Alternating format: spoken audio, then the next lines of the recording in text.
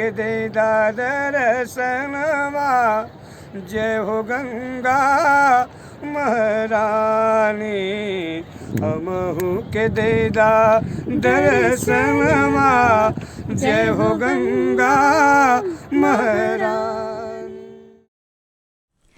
नमस्कार दर्शकों, आज हम आपको लेकर चलते हैं वाराणसी। वरुणा और अस्सी ये दो नदियाँ शहर के मध्य से होकर गुजरती हैं, इसलिए इसका नाम वाराणसी पड़ा। भारतीय संस्कृति, धर्म, दर्शन, साहित्य, साधना की केंद्र स्थली है बनारस। यहाँ रस बना रहता है। इसी बनारस ने हमें कई अनमोल रत्न दिए हैं। भारत की प्राचीनतम पवित्रतम नगरी है, धर्म नगरी, विद्या नगरी है काशी। काशी में काशी हिंदू विश्वविद्यालय भी है। इसी हिंदू विश्वविद्यालय से हम एक मन का चुनकर लाए हैं आज आपके लिए। कोना मन का आज जानेगा क्या है उनके मन में। तो चलिए हम आपको मिलवाते हैं काशी हिंदू विश्वविद्यालय में कार्यरत फिज़िक्स की प्रोफेसर अनीता मोहन जी से, और जानेंगे उनके जीवन के बारे में, उनकी साहित्यिक रुचियों के बारे में, और भी बहुत कुछ उनके पृष्ठभूमि के बारे में। तो अनीता मोहन जी, आपका स्वागत है हमारे चैनल कोना मन का। नमस्ते सुमन जी। आज मन का कोना में आके मुझे बहुत खुशी हो रही है। मैं आपको और आपकी पूरी टीम को आपके इस चैनल के लिए बहुत शुभकामनाएं, बहुत बधाई देती हूँ। आज आप हमारे दर्शकों को अपने बारे में कुछ बताइए। वेस्ट यूपी के मुरादाबाद शहर में मेरा जन्म हुआ। वहाँ एक मिडिल क्लास फैमिली में 6 भाई बहनों में मैं और मेरी जुड़वा बहन सबसे छोटे थे। घर में पढ़ाई लिखाई का बहुत माहौल था। बड़े भाई बहन सभी अच्छी पढ़ाई कर रहे थे। तो एजुकेशन ही एक ऐसी चीज़ है जो कि इंसान की ज़िंदगी बदल सकती है। तो सभी अच्छे थे पढ़ने में, बड़े भाई बहन डॉक्टर, इंजीनियर, बैंकर्स। पढ़ाई हमारी जारी रही। फिर उसके बाद वहाँ से आरंभिक शिक्षा लेने के बाद IIT रुड़की में मैंने ज्वाइन किया। वहाँ पे MPhil किया। उसके बाद शादी हो गई। हस्बैंड IIT BHU में मेटलर्जिकल इंजीनियरिंग डिपार्टमेंट में थे, प्रोफेसर थे। तो यहाँ पर जब आ गए तो इतनी बड़ी यूनिवर्सिटी में पढ़ाई करने का मौका मिला। मैंने PhD ज्वाइन कर ली और फिज़िक्स में PhD ज्वाइन की, सोलर फिज़िक्स में। और बेटी भी तब बहुत छोटी थी, तो उसकी देखभाल करना, पालना बच्चे को, और पढ़ाई लिखाई करना, काफ़ी पढ़ना पड़ता है PhD में, क्योंकि हस्बैंड बहुत ज़्यादा सपोर्टिव थे। तो ये काम आसान हो गया। बेटी भी पलती गई, बढ़ती गई, और मेरी पढ़ाई भी होती रही। और रिकॉर्ड टाइम में 3 साल में मैंने अपनी PhD कंप्लीट कर ली। जनरली 5-6 साल लग जाते हैं, बट क्योंकि डेडिकेशन था कि करना है कंप्लीट, एंड साथ में ये तो होता चला गया। That was really good time, though it was tough, but really a good time. अच्छा लगता है ये जानकर, जब आप कुछ करना चाहते हैं तो उसमें आपकी फैमिली आपका पूरा सहयोग करे तो आपकी खुशी दुगनी हो जाती है। और सच में आप भाग्यशाली हैं कि आपका सहयोग सभी ने किया। एक बड़ा आम सा सवाल है मेरा आपसे कि आप फिज़िक्स की प्रोफेसर हैं, तो फिर आपकी लेखन की ओर रुचि कैसे हुई? क्योंकि हमने सुना है कि हम जिस फील्ड में होते हैं हम उसी क्षेत्र में अपने को आगे बढ़ाते हैं, लेकिन आप फिज़िक्स की प्रोफेसर होकर आप साहित्य में आपकी दिलचस्पी हो गई और आपने विविध विधाओं में लिखा है। तो आप हमारे दर्शकों को बताइए कि लेखन में रुचि कैसे हुई? बहुत से लोग कहते हो आप फिज़िक्स सब्जेक्ट पढ़ाते हो, और फिज़िक्स और लिटरेचर ही कहाँ का कनेक्शन हुआ? मैंने कहा कि नहीं, after all everyone is human being, that is profession, I like it, I like that physics teaching. But उसके अलावा भी तो एक हमारी लाइफ होती है, हमारे अपने विचार होते हैं, हम क्या सोचते हैं, और हर किसी का कोई ना कोई मैं नहीं मानती कि किसी का कोई शौक नहीं, तो हर किसी के अंदर कोई ना कोई शौक होता है, कोई खूबी होती है। अगर वो उसको थोड़ा सा पॉलिश करे तो वो बहुत खूबसूरती से उसको प्रेजेंट कर सकता है। तो राइटिंग तो मैं खुद ही देखती हूँ पहले से और अब तक, क्योंकि अब जब आप इवॉल्व होते जाते हैं तो एक ही शब्द के आपको 10 शब्द मिल जाते हैं, और किसको कहाँ कब कैसे इस्तेमाल करना है ये आप जानते हैं। तो profession physics teacher and literature, Hindi, poetry, ghazal, combination लोगों को रेयर लगता है, लेकिन ये है, ऐसा होता है। बहुत से लोगों को आपने देखा होगा कहीं और प्रोफेशन में भी ना, हमारे फौजी कितना अच्छा डांस भी करते हैं, कहीं आपने वीडियोस भी देखे होंगे। पैशन तो है ही ना, वो कर रहे हैं हमारी देश की रक्षा, लेकिन साथ में अपना और दूसरों का मनोरंजन भी तो करते हैं वो लोग। ये आपने बिल्कुल सही कहा कि आप काम कोई भी कर रहे हो, अपने शौक़ को ज़िंदा रखिए, फिर देखिए कि कितनी आत्मसंतुष्टि मिलती है। तो चलिए फिर आप बता ही दीजिए कि आपने और कौन कौन से शौक़ पाले हैं टीचिंग के अलावा। तो टीचिंग तो है मेरा प्रोफेशन, लेकिन साथ में बहुत सारे पैशंस भी हैं, शौक़ भी हैं, जैसे कि बागवानी, गार्डनिंग मेरा एक बहुत पसंदीदा शौक़ है। और फूलों की देखभाल करना, पौधे लगाना, नए नए पौधे लगाना, बोनसाई भी हैं बहुत सारे मेरे घर में, उनकी देखभाल करना। एक्चुअली नेचर हमको इतना कुछ देता है, तो उसकी देखभाल करके उसको ग्रो करने में अगर हम मदद करें तो ये हमारी तरफ से कंट्रीब्यूशन होगा उस नेचर के लिए। हम वापस तो नहीं कर सकते उसको सब कुछ जो कुछ हमें मिल रहा है, लेकिन एटलीस्ट अपना थोड़ा सा कंट्रीब्यूशन तो दे ही सकते हैं। वैसे भी फूल किसको अच्छे नहीं लगते, तो आप लोग देख सकते हैं मेरे घर में। इन्हें हम भला किस तरह भूल जाए, यहीं पर कभी आप गम से मिले। और इसके साथ साथ म्यूज़िक एंड डांस, आर्ट और कल्चर से एक्चुअली बहुत शायद बचपन से ही जुड़ाव था, उतना महसूस नहीं हुआ। म्यूज़िक और डांस से तो बचपन से पता रहता था कि हाँ हम को पसंद है ये चीज़, लेकिन इतना पैशन होगा कि जैसे जैसे ग्रो करते गए तब लगता गया हाँ संगीत तो एक ऐसी चीज़ है जो सीधे आत्मा को आत्मा से मिलाता है। ऐसे ही डांस भी, क्लासिकल डांस बेसिकली, तो कोई फॉर्मल एजुकेशन तो नहीं ली, but I like dancing and singing as well.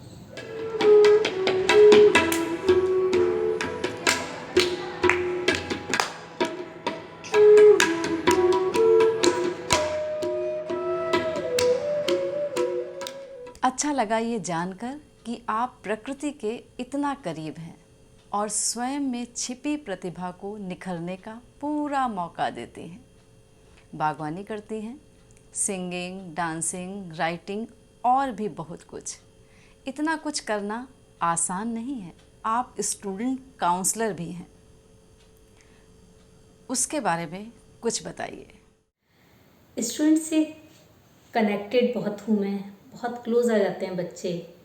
उनकी केवल टीचिंग ही नहीं, उनकी दूसरी प्रॉब्लम्स से, पर्सनल प्रॉब्लम्स भी वो मुझसे शेयर करते हैं, बिकॉज आई थिंक कि वो मेरे क्लोज आ जाते हैं। उनको लगता है कि यस दे कैन शेयर, कुछ भी वो मुझसे जो कहना चाहते हैं कह सकते हैं, and it will not be shared anywhere else. That confidence, ये कॉन्फिडेंस मेरी पूंजी है, बच्चों का मेरे प्रति जो विश्वास है। शायद यही वजह है कि मुझे स्टूडेंट काउंसलर भी बनाया गया है। तो उनकी जो भी प्रॉब्लम्स होती है, पर्सनल या फाइनेंशियल प्रॉब्लम्स होती हैं, एकेडमिक प्रॉब्लम्स होती हैं, ये बहुत सारे इश्यूज़ होते हैं आज की जनरेशन के साथ, तो वो शेयर करते हैं। और जब हम शेयर करते हैं, बातचीत करते हैं, डिस्कस करते हैं, तो कुछ ना कुछ सॉल्यूशन ज़रूर मिल जाता है। तो teacher, student counsellor, writer, passion in gardening, music, dance, actually life में बहुत कुछ है जो नहीं किया है, इतना कुछ है जो करने को है। लाइफ बहुत छोटी है। कभी कभी लगता है कि एक दिन में 24 घंटे ही क्यों होते हैं, बहुत इनजस्टिस लगता है, समय की कमी लगती है। लेकिन खैर, जो भी समय है उसको मीनिंगफुली यूज़ करना, खुशी के लिए ही करना। मतलब अपनी खुशी भी देखनी होती है। खुशियाँ तो मतलब अपने कर्तव्य तो सभी निभाते हैं, अपने प्रति भी एक कर्तव्य होता है कि किस चीज़ में हमें खुशी मिल रही है, थोड़े से लम्हे उसके लिए चुरा लेना। कौन से लम्हे चुराती हैं लिखने के लिए? डिफरेंट मूड्स में लिखती हैं आप, गीत, गज़ल, कविताएं, बहुत कुछ लिखा है आपने। आपकी कुछ कविताएं मैंने पढ़ी भी हैं, उसके बारे में हम बातें करेंगे बाद में और सुनेंगे भी। अभी हाल ही में आपकी एक पुस्तक आई है मन के, उसके बारे में हमारे दर्शकों को कुछ बताइए। जैसा कि मैंने पहले भी बताया कि मेरा पोइट्री कलेक्शन मन के लास्ट ईयर पब्लिश हुआ है। इसमें सभी शेड्स की, सभी मूड्स की, सभी रिलेशंस के ऊपर कविताएं हैं। तो इसमें एक कविता मैंने माँ के ऊपर लिखी थी। आप जब सुनेंगे तो मुझे उम्मीद है आप सब लोग उससे रिलेट करेंगे, क्योंकि हमारी जनरेशन की माएँ जो थी ना, या जो हैं, वो सब ऑलमोस्ट एक ही सी होती हैं। उनके काम करने का तरीका, उनके सोचने का तरीका, सबके घर रहन सहन लगभग एक ही से होते हैं। तो मैंने माँ के ऊपर एक कविता लिखी थी जो कि मैं अभी सुनाने जा रही हूँ। मेरे हाथ में बुक है, इसमें दूसरे नंबर की कविता है। मेरी माँ।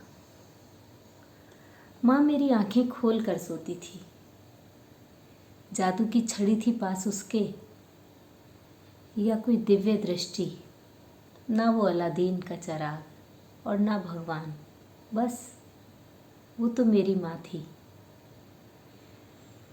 क्या चल रहा है भीतर मेरे, जब ये बात समझ ना आती थी, बिना मशक्क़त के वो मेरे ही सामने मुझे खोल के रख जाती थी। दिन रात मेहनत और थकन, पर चेहरे पे शिकन न लाती थी। दिन रात मेहनत और थकन, पर चेहरे पे शिकन न लाती थी। बिना का गीत माला सुनते, ट्रांजिस्टर पे बिना का गीत माला सुनते वो रात की रसोई पकाती थी। रात में जब घर सो जाता, वो सिलाई की मशीन उठाती थी। हमारे लिए नए फ्रॉक और शर्ट्स और अपनी साड़ी में पैबंद लगाती थी। जाड़े के मौसम में अपनी नींद से कुछ लम्हे चुराती थी। जाड़े के मौसम में अपनी नींद से कुछ लम्हे चुराती थी और उंगलियां उसकी सलाइयों पर रंगीन ऊन के फंदे चढ़ाती थी। दर्द में मेरे दिल रोता था उसका, पर आँखों पे नमी ना लाती थी। लेकिन मेरी खुशियों और कामयाबी में उसकी आँखें आंसू न रोक पाती थी। बीमारी में मेरे सिरहाने बैठ वो तो रत जगा कर जाती थी। बीमारी में मेरे सिरहाने बैठ वो रत जगा कर जाती थी।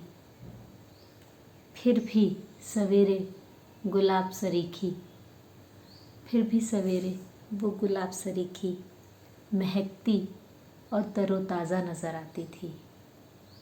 शायद माँ मेरी आंखें खोल कर सोती थी। सच में ऐसी ही थी वो। और किस्मत को देखिए, अभी पिछले ही साल मैंने उनको खो दिया, लेकिन दूसरी दुनिया में वो खुश होंगी, महफूज होंगी, खुशियाँ बांट रही होंगी। तो जब ये कविता सुनी माँ ने, बहुत खुश हुई, मतलब दिल भीग गया जैसा कि उन्होंने बताया। और मेरी जनरेशन के सभी लोग, सबने कहा हाँ ऐसी ही थी उनकी माँ, या ऐसी ही है उनकी माँ। तो शायद आप लोग भी रिलेट कर पाए होंगे। दिल तो क्या, आत्मा को भी छू गई आपकी ये कविता। माँ पर रची ये कविता बेहद सुंदर है। इससे सुंदर कविता दुनिया में कोई दूसरी हो ही नहीं सकती। हम सबकी माएँ भी ऐसी ही थीं, पर दुख हुआ ये जानकर कि विगत वर्ष आपने माँ को खो दिया है। अनीता जी, आपकी पुस्तक मन के में कई रचनाएं मैंने पढ़ी हैं। आप हमारे दर्शकों को बताइए कि यदि कोई इसे प्राप्त करना चाहे तो क्या करे और इसमें और क्या क्या नया है कि वो पढ़े। हमारे दर्शकों को बताइए। मेरी कविताओं का संग्रह है मन के अमेज़न पर अवेलेबल है और इसका किंडल वर्जन भी आ चुका है। जैसा कि आजकल का ज्वलंत मुद्दा है कश्मीर, मेरे हिसाब से वो भारत की सबसे खूबसूरत जगह है, तो मैंने उसके ऊपर भी कुछ लिखा है जो कि मेरी बुक में है। वो कविता मेरी किताब में है जो कि मैं आपके सामने पढ़ के सुनाना चाहूँगी। मेरा कश्मीर। बहुत दिन बीते जब ज़मीन थी हरी, बहुत दिन बीते जब ज़मीन थी हरी और था आसमां लाल। आज जब गुज़रा उधर से मिट गया हरियाली का नामो निशान और पोत गया ज़मीन पर कोई रंग लाल। मलिन है झेलम, मलिन है झेलम, उजड़े पड़े हैं कचनार। परिंदों ने भी कर दिए खाली 4 चिनार के मकान। ये क्या हाल हो गया माँ तेरा। ललाट पर बैरिकेडिंग बारूद मांग में है भरा। कपोलों पर बंकर के गड्ढे जिस्म तारों से बंधा। सहने की सीमा होती है ये भी भूल गई है माँ। सहने की सीमा होती है ये भी भूल गई है माँ। दुनिया जिसको जन्नत कहती फंसी नरक में उसकी जान। माँ दुलारती है बालक को हो कर बली बलिहारी। कोई जो डाले टेढ़ी नज़र बन जाती वो चंडी नारी। बहुत संवारा तूने मुझको, बहुत संवारा तूने मुझको, अब मुझको भी कुछ करने दे। तेरे बर्फीले माथे पर केसर के लच्छे धरने दे। आँख में काजल आज़ादी का, मांग में सूरज सिंदूरी। गालों पर गुलाब शालीमार, तिरंगी चूनर सर सजने दे। देख देख हवा बदल रही है, उठा रहे हैं किसले सर।